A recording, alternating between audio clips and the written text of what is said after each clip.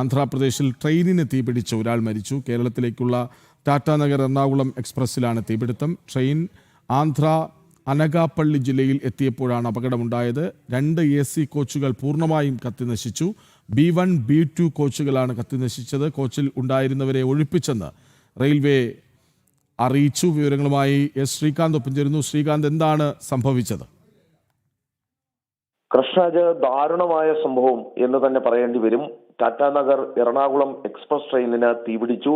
2 AC കോച്ചുകൾ പൂർണ്ണമായും കത്തി നശിച്ചു എന്നുള്ളതാണ് വരുന്ന വിവരം. B1, M2 കോച്ചുകളാണ് കത്തിയത്. കോച്ചുകളിൽ ഉണ്ടായിരുന്ന 158 യാത്രക്കാരെ രക്ഷപ്പെടുത്തി. പക്ഷേ ഒരാൾ മരിച്ചു എന്നുള്ളതാണ് പ്രാഥമികമായ റിപ്പോർട്ട്.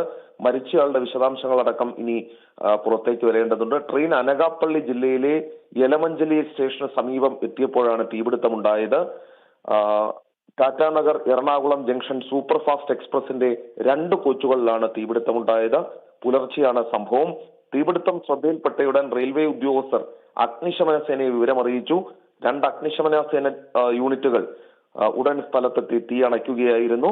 തീപിടിച്ച 2 കോച്ചുകളും ഉടൻ ട്രെയിനിൽ നിന്നും വേർപെടുത്തി. യാത്രക്കാരെ ഉടനെ പുറത്തിറക്കാൻ കഴിഞ്ഞതിനാൽ വൻ ദുരന്തം ഒഴിവായി.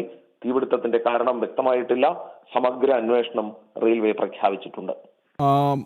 ഇത് ടാറ്റാനഗറിൽ നിന്ന് എറണാകുളത്തേക്കുള്ള ട്രെയിനാണല്ലോ. അതുകൊണ്ട് മലയാളികൾക്ക് ഒരു പക്ഷേ ആശങ്കയുണ്ടാകും.